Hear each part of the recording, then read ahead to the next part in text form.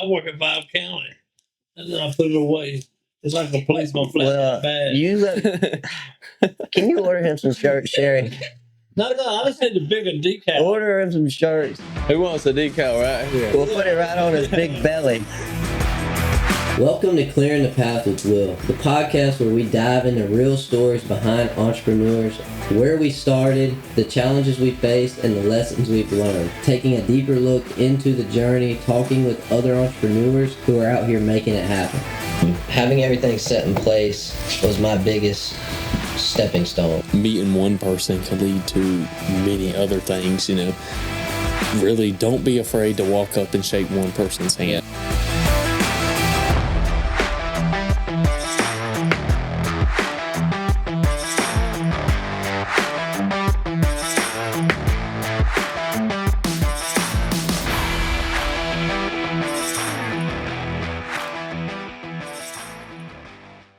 James, tell us a little about your coming up in this industry. Look, I didn't know what type of shirts. He was so specific. Same kind he wears. We're twins. Well, I didn't know. And I said, well, you can get the shirt. Look, I have to roll my shirt down. I work in Vibe County, and then I put it away. It's like a policeman flat bag. Can you order him some shirts, Sherry? No, I just had the bigger decal. Order him some shirts. Who wants a decal right here? We'll put it right on his big belly. Welcome back to Clearing the Path with Will and Gralin. I got Gralin on here, and I have James, my general manager of my company, coming up, and how we met and how he puts up with me. James, you want to tell us a little bit about how you got into this line of work? Yeah, I grew up on equipment all my life, farming and running bulldozers.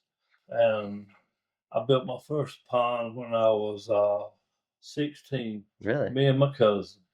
Yeah, we borrowed a bulldozer from a neighbor and got my cousin's tractor, and we made our first pond. Dang right. When did you go into business for yourself? About 97, I think. Okay. Oh, getting a phone call. Yeah. The super grader was calling. So coming up, I'm busy right now, Ricky. I'll call you back. What do you need? What do you need? I'll take care of it.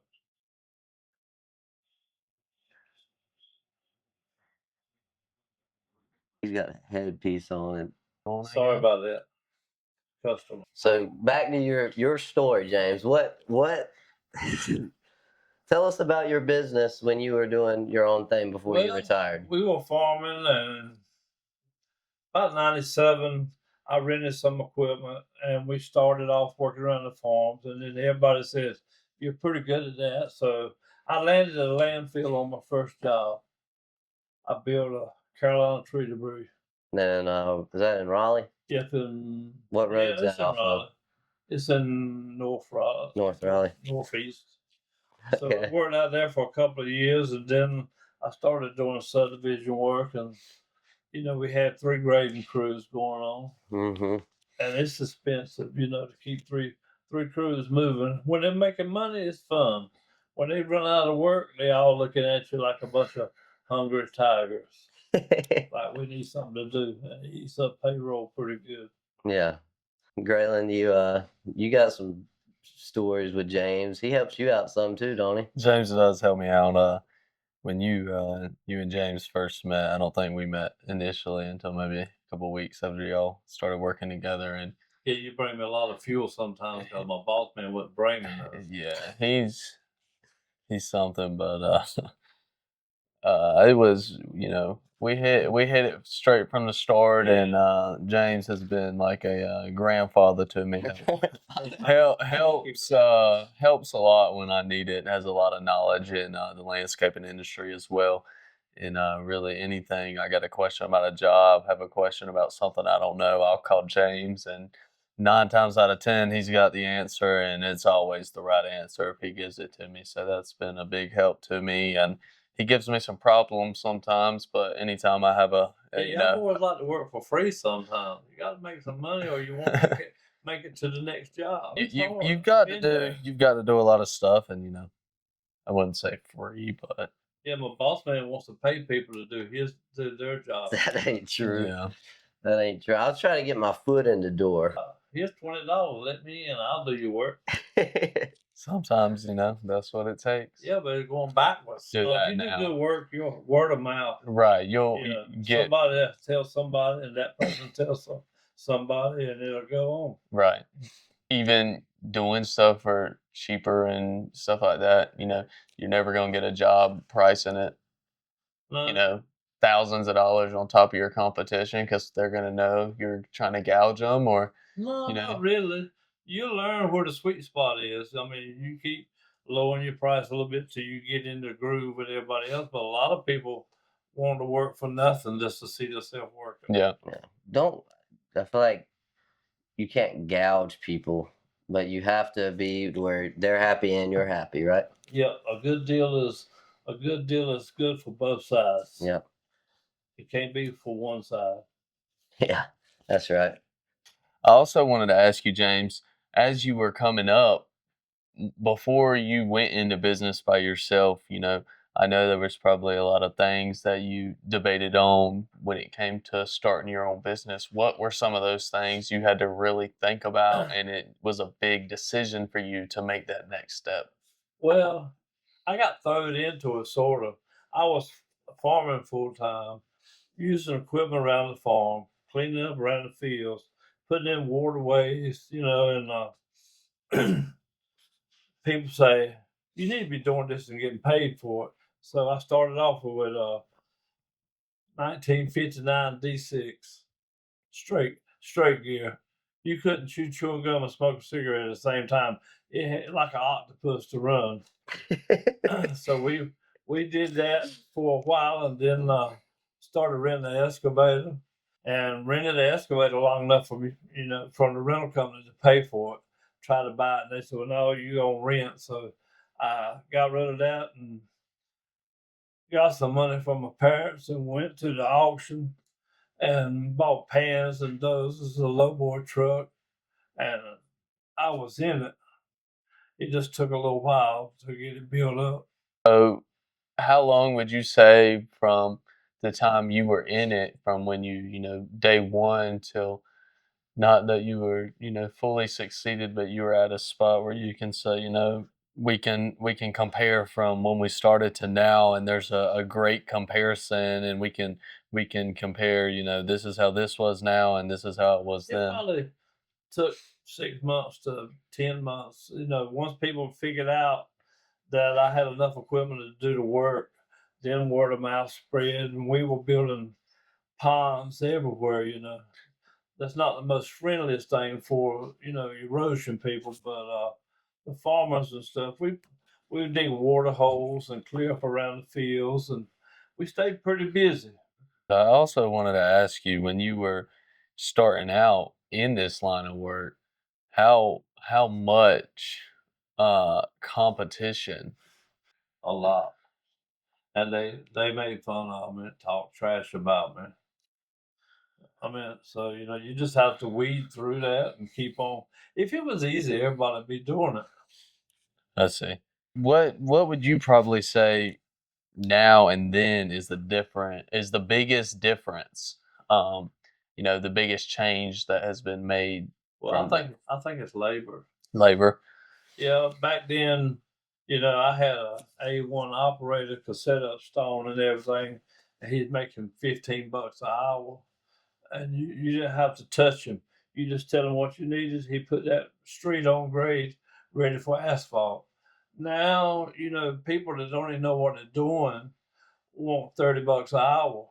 And you got a lot of machines now. You can just mash a button. You need a dummy sitting in the seat just to stop it. It'll work by itself. Right. Back then you had to do it. Manual. Hands on, real school. So labor's expensive, and fuel. I started off back in the day when I farming. I bought diesel at 35 cents a gallon. Right. That's crazy. That was way back then. What I don't know if you want to talk about this much, but when you had your stroke, how did that affect you, your personal, like, how did that affect your business? Well, it made me want to quit. I was frustrated for a while, but it shows you that life is short and you need to live every minute to the fullest. That's right. You never know when you're going to go. That's right. I know to kind of keep my mind, you think it's mainly stress with the business. So what I do is I go to the gym every single day. And now Gralin, he's in there with me. I gotta go to the gym, but when you fall down out on the job site, I can Yeah. pick you up. I'm a little clumsy, Yeah. Yeah. but I try. What were your first impressions of me? You had a big welcome sign right here on your front. I'm the doormat. Come on in. Your boys was walking all over you. Yeah. They come in at 8, 9 o'clock and quit at 4 o'clock. Yeah, It was tough. yeah. I know And you, I started with you just running a dozer, and I'd show up before they would. I'd be on the job working, begging for fuel. yeah, and they wouldn't even show up and bring you fuel. Yep. Yep. That was They ridiculous. still at home. But I had to start somewhere, I guess. Yeah. I'm glad when you give me some power to get rid of all them boys. Yeah. We got a good crew now. They start at 6 every morning. Yeah, before the sun comes up. So, James, I want to ask you, while your time of being a manager within Will's company, what is some of the biggest problems like you've had to run into as a general manager, and what are tactics to overcome Well, them? I think he grew his headache. huh? You helped me grow your headache. Oh yeah. But I have some employees now that still think they can go walk right over the top of me and go straight to the Sherry or Will, and I'm not even there. I'm just a mat in the way. I got scars on my head where they walk right on across me. I mean, they don't care. Mhm. They're important and they want to go. I'm here to take the pressure off of Will. Right. So, And that's what mine and Sherry's job is to look after him. right. So, I wonder though, if you know what would you say a good way to solve, just say that being a problem, how would you solve that problem? Oh, I get rid of them.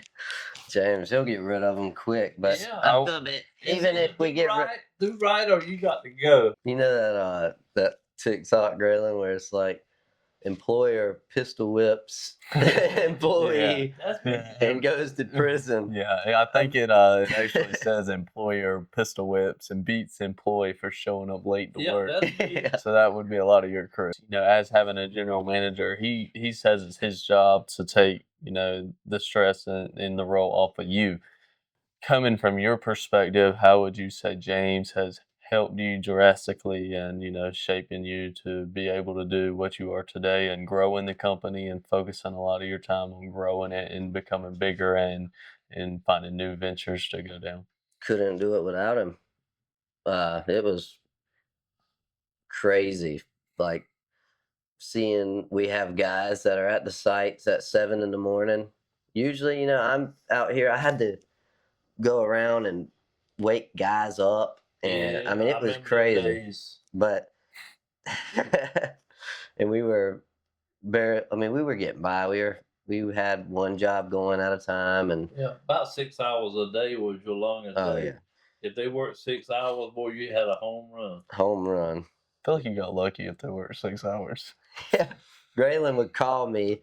He'd say, "Man," he would go by one of their houses. I would have jobs. What it is I would have jobs where they're equipment operators, and we're required to have a machine doing the work, and they weren't there. My guys are on site. I'd have 4 or 5 guys because a lot of my work is crew based, so they do, 4 or 5 of them show up on a crew, and they're sitting there, we can't do it until the machine work is done, and the machine's not there. And Yeah, I remember some of the I made days. no money. The dump truck drivers would call Yeah, me. they'd call me and say, "Where's the operator?" Where's the Yeah, I operator? mean- We've been sitting here 3 And hours. I tell them, I said, "Just keep the time running. We'll get them there. Don't leave."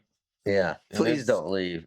A little lot, like for instance, a 1 acre lot we cleared in Garner took us a 6 month. months. Yeah. I'll Six, tell And you. now, and we went and cleared 12 acres in 2 weeks with the crew we got now. Well, it really won't 2 weeks. All that snow. And Yeah, stuff it's meant snow and that rain, but we had the 12 acres up in 3 days. yeah, Then you get a blizzard, a rain, and a blizzard. I mean, but it drug out. Yeah, but it's just good now. having the right people in place, Gralin, is, I've said it on every podcast I feel like we've had. It's so crucial.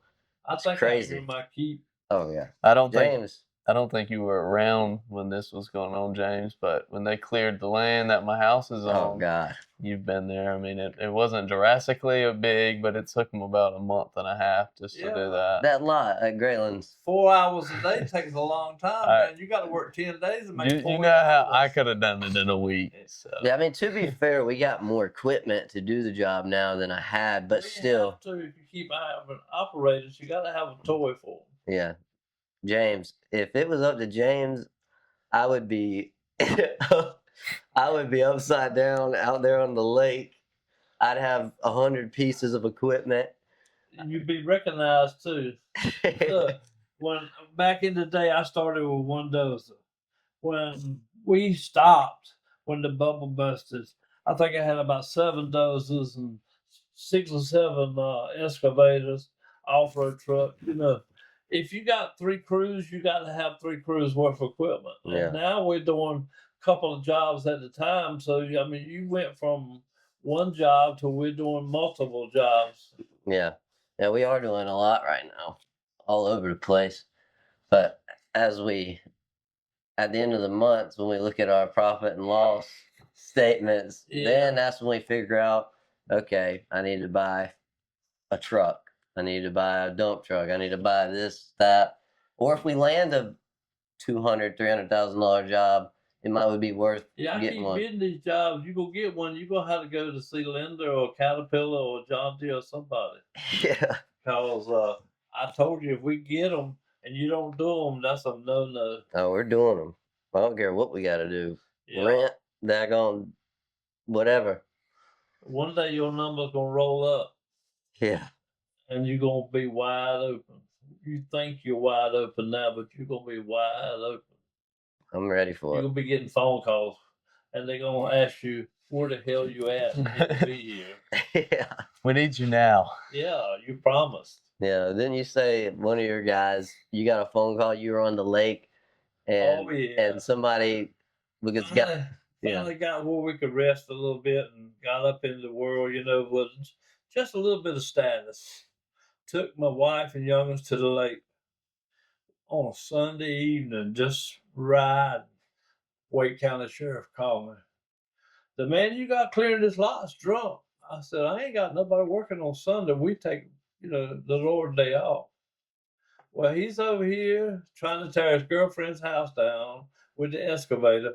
He had a 750 John Deere dozer pushing trash, little tree debris in the middle of the highway, and the excavator trying to tear the house down. Wake County had to arrest him. I said, take him to jail. He don't supposed to be over there on Sundays. He had walked it from a subdivision I was doing through the woods, got drunk, and was gonna kill his girlfriend. I mean, so even on a day that I'm going to have a vacation, it's not a vacation. It never Yeah. is. Just when you think you've got a little bit of a little bit of space to go out and enjoy it. Even if you do, like, for instance, when I went on family vacation a couple weeks ago, I still had my phone. I was talking to y'all while I was in Honduras. Yeah. And you went on vacation, and I took care. Well, me and Sherry, I can't take all the credit. Yeah, She's the backbone. she is. She fusses at me, keeps me going. Yeah. The mean boss lady at the office. You don't want to go by there too much because she'll shoot you. Yeah, she will. She don't take no crap. We're like, remember that day we were sitting, it was like 7 in the morning with the guys, and here comes Sherry's car whipping in there. She gets out, she has these stack of papers. She wants decals on her car, so, Yeah. so she can be fine. She was fussing us out. I was like, oh my God. It's the right color, it's white, so we just get the little decals and match all the company trucks. Yeah, I knew right then when she did that, I was like, Sherry is perfect for the company. She don't take no does crap. a good job. She gets me all the time. Yeah. You need it. Oh, do I? Yeah. I also wanted to ask you, you went or grew up with Will's mom. Yeah. Too. Yeah, that's how. It's kind of how we met. Yeah, sort of, kind of. Renee was a year too. She's more my wife's age, but so when I was dating my wife, we sort of hung out with same friends and all. And I got some stories, but I can't. Me and her made a pact that we wouldn't go on no more stories. Yeah. You know, I was quizzing him. The past has got to stay in the past, but it was some good times. Yeah, and you did some work with my granddad. Yes, sir. Yeah. Yeah, he was a good man. Yeah, he did all sorts of stuff. Yep, a wheeler dealer.